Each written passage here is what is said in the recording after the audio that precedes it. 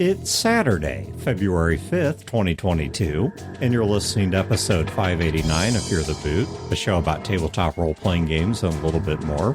Running time for this episode is 32 minutes.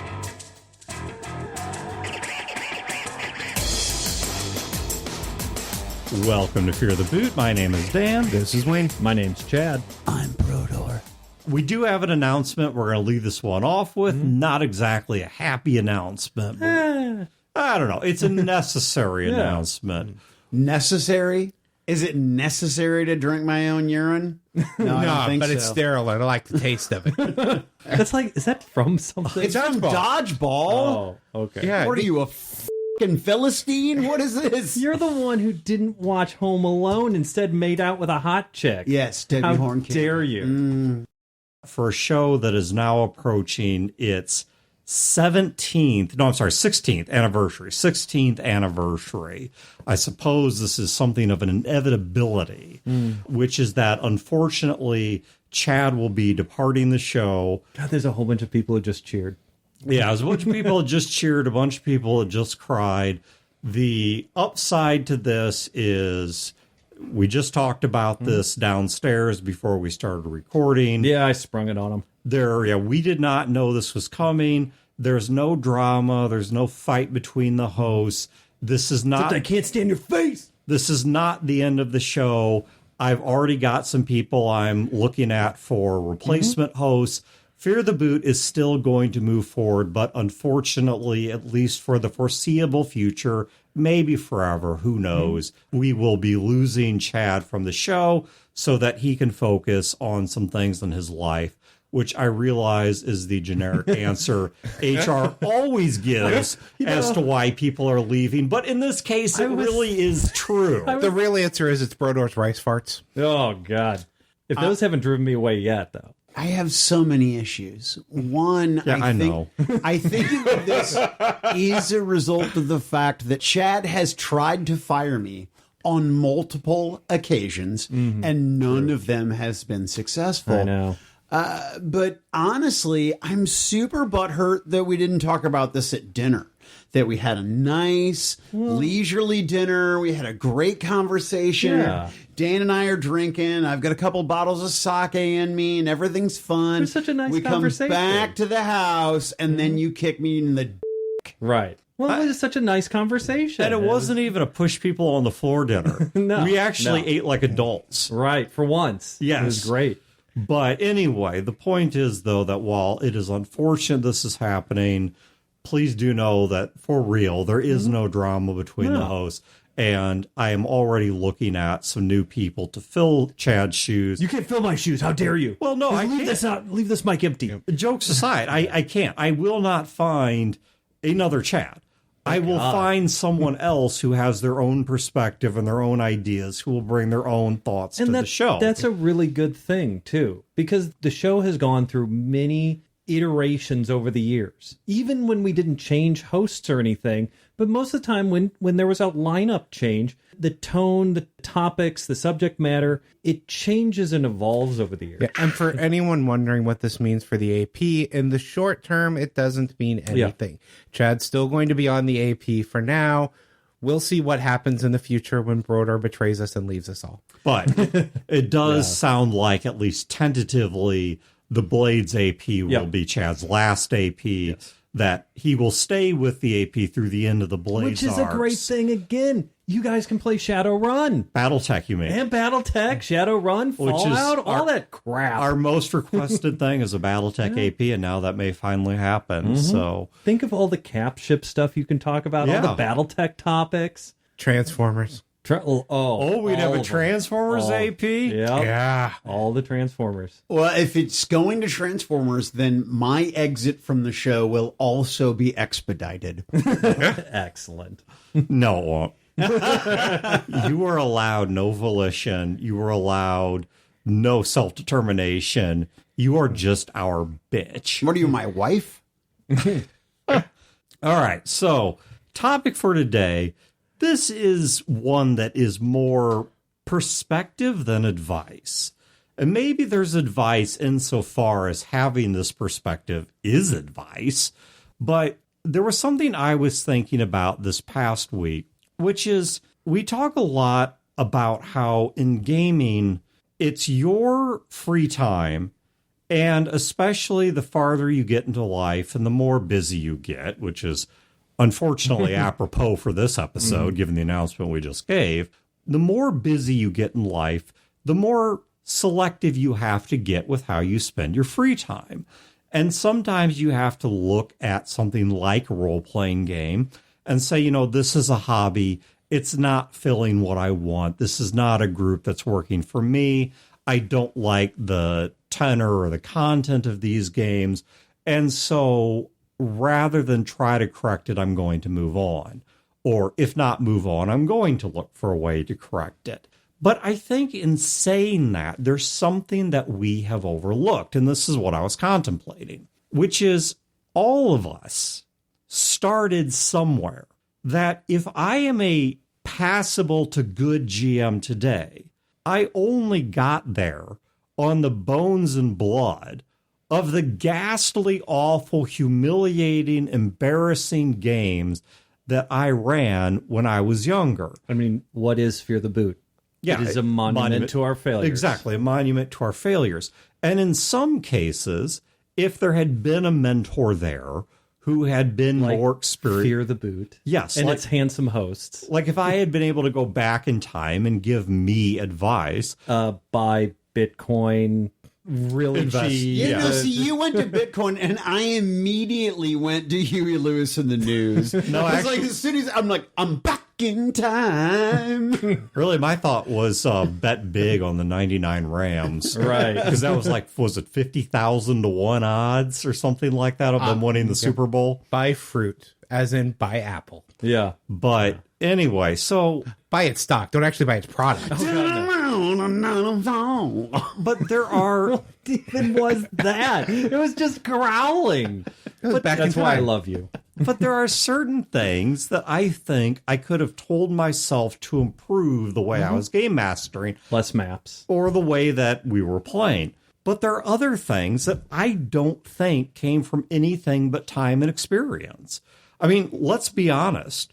How much advice in our lives do we actually listen to? This is something a little bit unrelated someone pointed out to me. But do you realize that every time someone gets in a really bad romance, all their friends tell them, and they never, ever, ever listen, and they get in it anyway and then end up regretting it? I remember a conversation I had with Chad when I was first starting to roleplay, and they were talking about various things would come up around the table about, these are the cliches, these are this and that. And I had the conversation with him. It was like, I want to experience the mistakes. Yeah. I haven't played D&D at that point. I hadn't played any published system at all at that point. And it's like, yes, I know these are cliches because you guys have told me them. You have all of these reasons why you never do these things. I want to experience that. Yeah. I don't want to just be told. It's like when you come to do something and you read the manual. Who does that? No, you go in, you experiment, and you have experiences.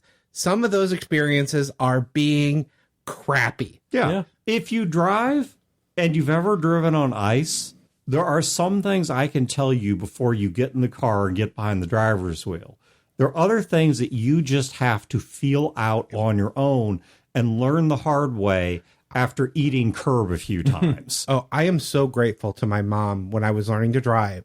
The first time it snowed, she took me to an empty parking lot and we had a driving lesson because it is so counterintuitive to turn into the skid. Mm-hmm. You know it, you've been told it, but until you build the muscle memory of doing it by experiencing it, preferably in a safe place like a big empty parking lot, you don't do it. Your body is fighting against your mind when you go to do something like that. Yeah. Do you know how many wrecks I've gotten out of either by turning or counterintuitively hitting the gas when the impulse is to slam on the brakes?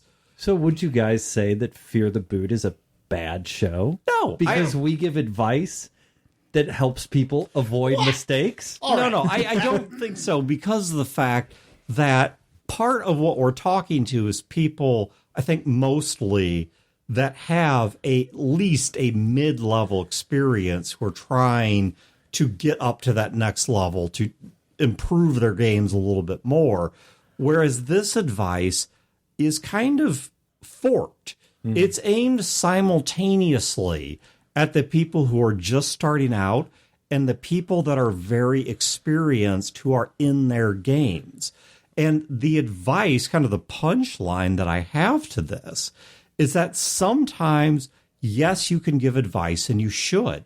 Sometimes you need to be judicious with your time and say, you know what, I'm a busy person. I don't want to spend my Saturday or Sunday or whatever in a game where I'm not happy.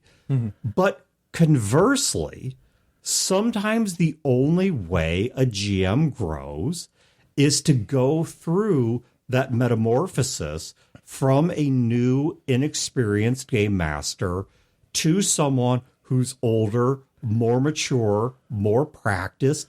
And to get there, that requires people just sitting there through those games, sometimes accepting that maybe this isn't the most enjoyable experience, but there is an investment there because this person is not just a pellet dispenser of your fun. They're also your friend, your family member, whatever they may be.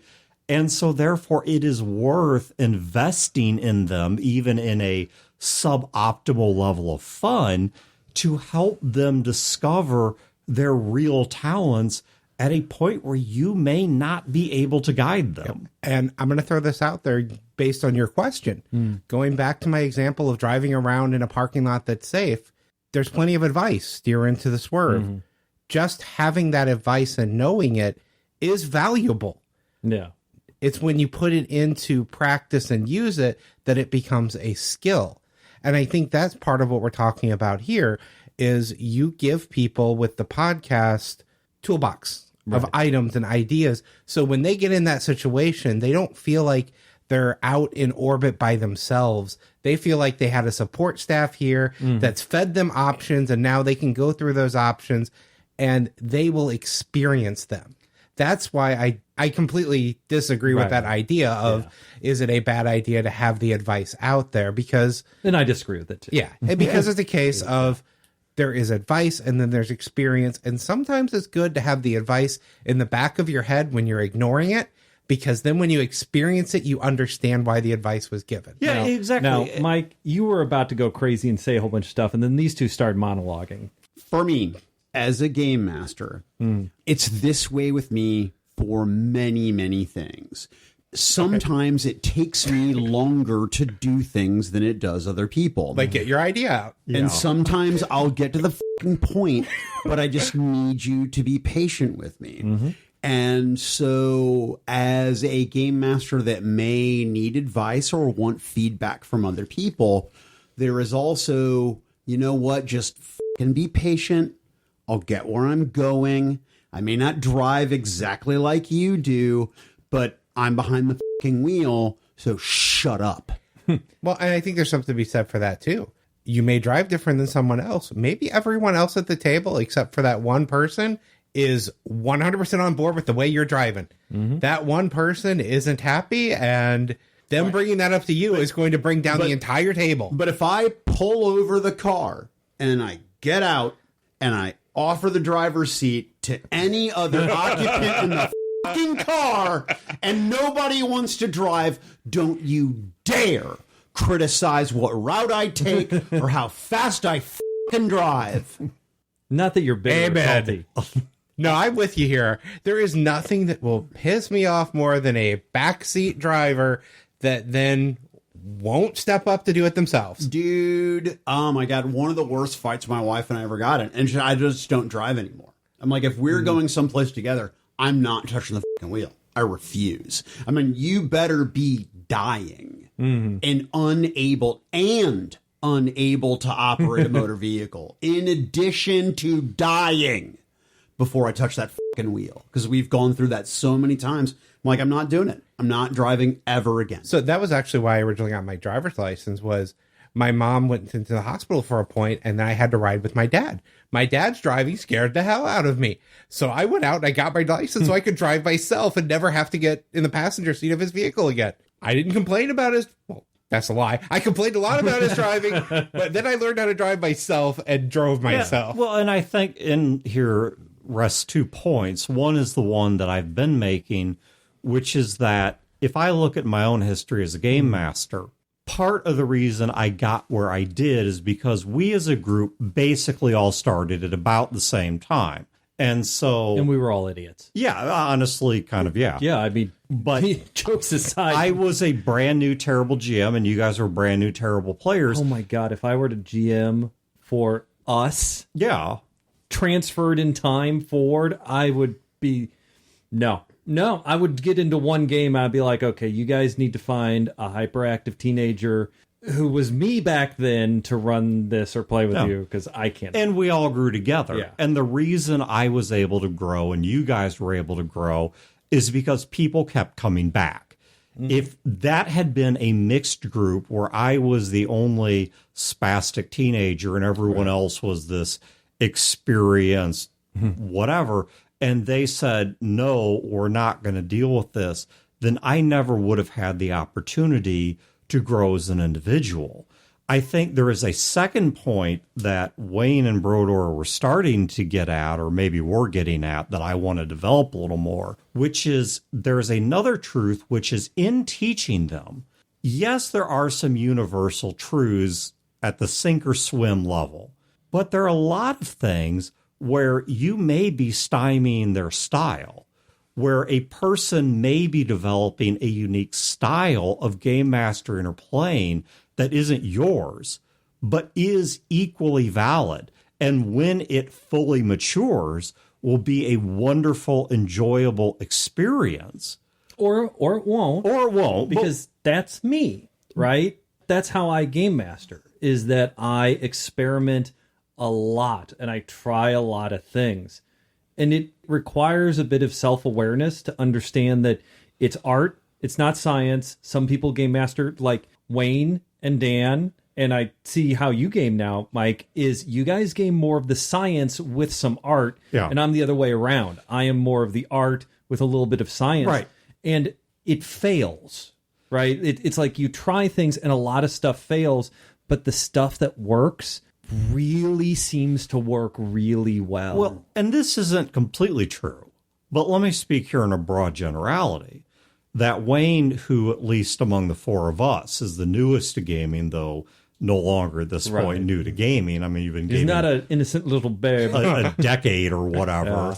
No, but he has a big, gaping, well-used, serviceable instrument. But if we look at where Wayne was when he was starting out, if Chad had conformed him completely to his advice, or I conformed him completely to mine, we would have kept Wayne from forming his own GMing style. And Wayne does have his own GMing style. Absolutely. I think some of it you could very reductively call the midpoint between Chad and I. But I think there are other parts that are wholly his own that, once again, if we had expected that, no, you need to listen to our advice, and he had accepted that as the gospel truth of what is correct versus incorrect, as opposed to stylistic choices, he never would have had the chance to develop into the person that he is. And what's amazing, too, well, not amazing, I guess it's actually really expected, is that over the years, Dan, your style and my style have transitioned. It's not they hit an equilibrium. You have gone lighter, faster, more agile, more of the art of game mastering. I mean, just look at the Saw game. Yeah. Sure, you had a bunch of notes, but I'm not talking notes. I'm just talking the ability to shift things on the fly, the ability to... You did not used to be able to just sit there and let them role play. Even the system itself. If you look at how the system has changed from the early version that I played, I mean, you played far earlier versions, to what it is now, that shows the changes in Dan's GM style as well, by being a lot more narrative than the original version that had hard and fast skills with, values. And then from my standpoint, when I first started the show, it was anything goes. And while I still have that, I have brought a lot of structure to my games. I feel I brought a lot more consistency and structure and sort of focus into my games that didn't used to be there. Way more notes. Yeah, a lot of notes. I actually cut something out in one of my game notes that I was editing because I This is an amazing podcast that you all should listen to, by the way. I was making a comment about... no. Am I going to have to become a Patreon to listen to Wayne's... Yeah. I'm so cheap. That's fucking wrong. You're a host that left in good standing. I can't possibly imagine that you wouldn't have access in perpetuity. So what I'm not Dan, so I can't speak for Well, Dan, I will say that but if I get to vote, Game Notes by Wayne Cole on our Patreon is worth way more than $1 a month. And That's good because it's not at the dollar level. Oh. See, well, that just I don't. Yeah. No. Anyway, I was making a comment on it specifically about myself taking notes as a player and as a GM, and I made a comment on there about how I learned early on that in, say, a chat game, an NPC's name might not be the same from session to session, and you just need to get used to it. And then I cut that because that's not the case anymore. Right. That was the case when I started gaming with you, but now you have names written down for your NPCs. That hasn't happened since probably back to the Gnarl game. Yeah. And that's why I cut it, because it wasn't accurate anymore. Your GM style has transitioned from what it was to what it is now, which is definitely not the same. Yeah. Yeah, and I don't know, in terms of evaluating this, that I can give anyone listening to this a good litmus test of whether this is a game you should walk away from, to whether this is a game where it's worth your time and you care enough about the person to invest in what may be a less than enjoyable experience. Because part of loving your friends, your family members, whoever, is that you want to see them grow in their hobbies and their skills. I can't tell you whether this is worth your time or not. I can say for me, the internal math would be asking, is it a campaign? How long is the campaign planning to last? If it's a couple months, I can get through it. If I'm going to be sitting here for 2 years and I'm miserable in the game, I'm going to be looking for excuses. I think there's also a fair question to ask of how long have they been doing it? If this is someone who's an experienced GM who isn't growing, who's just sucky, then maybe it's time to walk away. Or to charitably put, sucky for you. Yeah, just not fair for you, not enjoyable for you. Or maybe they're terrible. Or maybe, or conversely, if this is someone who is very new to the hobby or is very young in age, that you might say, well, this is part of growing up. Yeah. You know, the same way you participate in a little kid's tea party or applaud at their awful school plays or whatever, that you sit through their games and you just accept that this is part of growing up and this is part of learning. I have pictures from my school play that I just found. Over Christmas, I got my mom a digital picture frame. I started going through all of our old family photos and scanning them with like this photo scanner. And I didn't even know these existed. 3rd grade Wayne up on stage at a play doing Stone Soup. And not Dracula? No, because it was a 3rd grade school play. And Stone Soup was actually kind of the basis inspiration for the story that I had in the second Sojourn. Because all of this time that has stuck with me, and I didn't know photos even existed of it. And now I have found those photos just because you brought up a school play. It made me remember that. So Sojourn on Amazon, still go buy it. I have not had this experience myself, but I am curious, and it's a bit of a tangent, but have the three of you, have any of you, been in a game that you were the only one that wasn't digging it? Right? Like, I have had games that I have run that have fallen apart for various reasons. I have games that I have participated in that have not gone well for various reasons. I've not personally participated in a game where I was the only player not enjoying the game. I've been the game master many times and been the only person at the table not enjoying the game, but my players are by... So my answer might be a little weird, shocking, controversial, because my answer is yes, every single game I've ever played in my life. So what I mean by that is you're saying, have you ever been in a game that's been bad, terrible, blah, blah, blah, blah, blah? Only for you. Only for me. Yeah. Exactly. Yes. But let's talk about degrees here, right? Because you're talking about a 10 on a terribleness scale, right? I'm just talking about, like, what's wrong with me that I'm the only person not feeling it. Well, there's nothing wrong with me. And I know that. Oh, there's a lot wrong with you, Chad. There's doctors that will tell you. They study the brain. So here's the thing.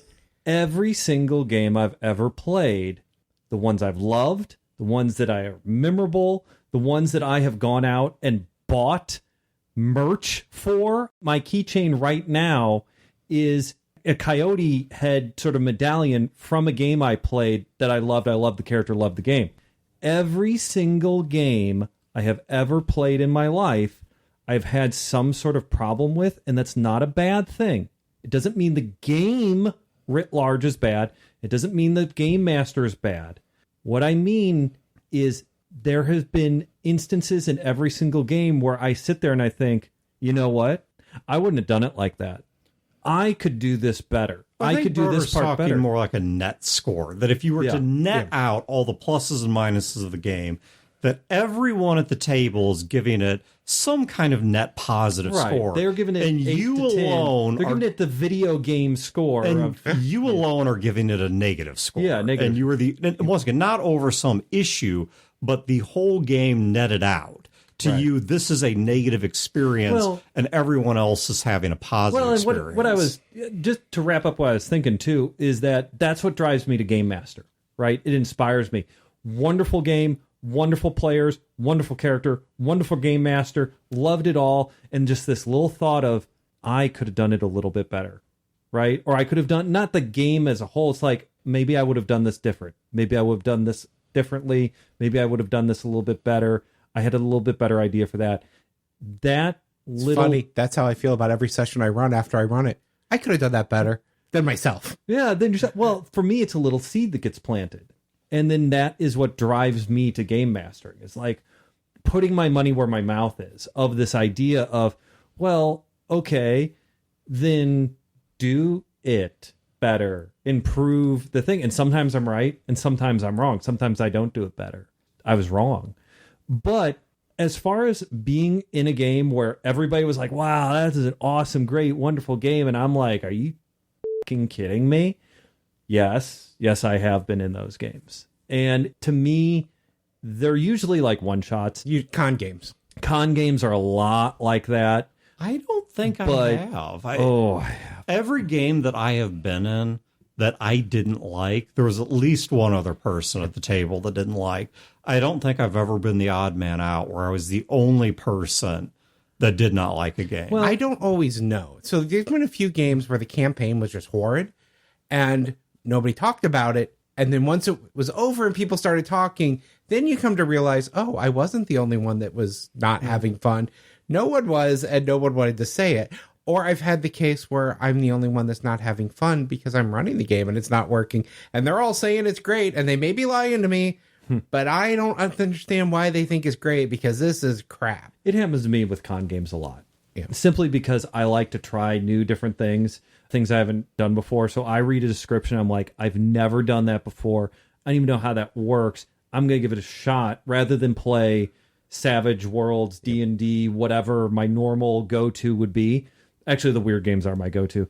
And I sit there. The thing is, everybody else at the table signed up for it because that's what they want. I signed up for it because I don't know if that's what I want. And maybe that's why I've had just as many experiences like that at con games, because like you, I look at a con as a chance to try systems I've never played. So I jump into con games that I know nothing about because it's a brand new system to me. Versus I'm excited to be in this particular game. Sometimes I'll jump in a game because I'm really excited to be about it. But a lot of times it's okay, now that I'm playing this system sucks. Fiasco is a perfect example of that. Fiasco is a terrible role-playing game. It's immensely popular. people, well, at least they used to, I don't know if people really even play it much anymore. When it was popular, I mean, it was just everywhere. And I played a game of it at a con, and admittedly, it wasn't the best run game. Not that you run Fiasco. We had some trouble with the rules. I could parse the difficulties we had with it out. I can forgive those. I can understand them. Nobody could fix that. Aside from that, the game itself that I played was painful to play.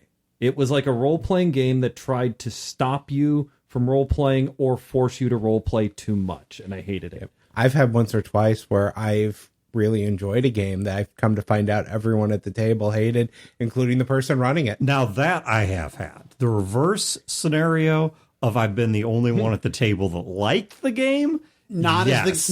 as the game master. No, not as the game master. As a player, I have had a couple games where I found out I was the only person at the table that was having a good time, but I have never been in the reverse seat where I was the only person at the table. I've had GMs at con games afterwards apologize for their games, and we're like, but that was fun. Well, and remember, these two would be like, oh, I'm terrible. Oh, I run a horrible game. And everyone's like, oh my God, it was great. Whereas I would be there, everyone would be like, God, that was awful. And I'll be like, nailed it.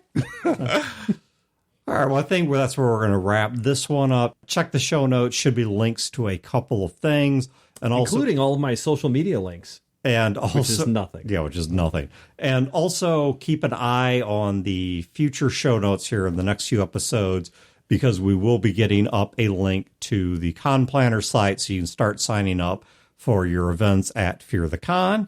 And beyond that, have a great week and great games, and we will catch you next time. I don't think I'm going to do a closeout. I'm just going to say goodbye. Goodbye. This has been a production of Fear the Boot, copyright 2022.